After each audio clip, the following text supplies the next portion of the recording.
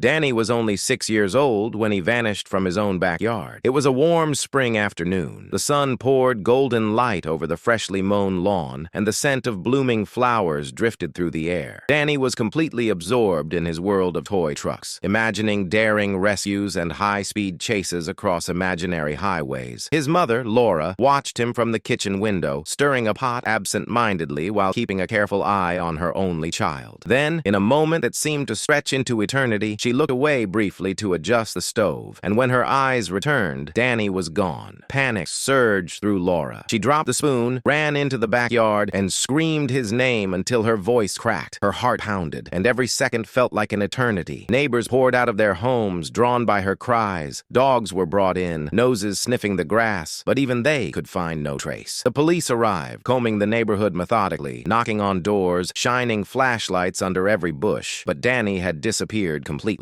It was as if the earth itself had swallowed him whole. Days turned into weeks. Flyers plastered every telephone pole in the neighborhood. Every night, Laura and her husband, Mark, went to bed praying for a miracle, only to wake to the same unbearable emptiness. The whispers in the neighborhood grew. He vanished into thin air. Was it an abduction or something far stranger? But there were no answers. The house, once filled with laughter and toys, became a mausoleum of memories. Laura and Mark couldn't bring themselves to redecorate, to move, to let life carry on without Danny. Every corner reminded them of what was lost. The empty swing in the backyard, the little red truck still sitting on the floor, his small shoes by the door. Grief became a silent, unrelenting companion, carving invisible lines into their hearts. Years passed, and the ache of missing him never faded. One overcast afternoon, Mark wandered the neighborhood, lost in thought. His eyes scanned the familiar streets, tracing the contours of houses he had passed countless times. That's when something odd caught his attention. A rusted dog kennel, half buried in overgrown grass 2 houses down. The metal was weathered, corroded by years of neglect, but it wasn't just the kennel that made him pause. The soil around it appeared disturbed, uneven, like someone had dug there long ago. A shiver ran down Mark's spine. Compelled by a feeling he couldn't name, he fetched a shovel from a nearby shed and began to dig. The earth was heavy and stubborn, but he persisted, driven by a mix of dread and hope. Then the shovel struck metal. Heart hammering, he cleared away the remaining soil and unearthed a small, rusted box. His hands trembled as he pried it open, the metallic scrape echoing like a warning in the quiet street. Inside lay the truth, something so shocking it made Mark's stomach turn. The box contained evidence of a dark secret, a hidden truth that explained Danny's disappearance. It was not a random tragedy, nor some inexplicable vanishing. The cruel reality was something darker, something that had been buried along with Danny's childhood and their hope. Tears welled in Mark's eyes, and his hands shook, not from fear, but from the weight of finally knowing. He rushed home, box in hand, to show Laura. The years of sleepless nights, the endless grief, and the hollow silence of their home all led to this moment. Together, they would finally confront the truth, unearthing not just the mystery, but a path toward closure they hadn't dared to imagine in all those years. And though the wound of loss could never fully disappear, the shadow over their lives had finally lifted, replaced with a fragile, painful, but undeniable sense of resolution. Danny's memory, long shrouded in uncertainty, could now be honored, and justice, in some form, could finally begin.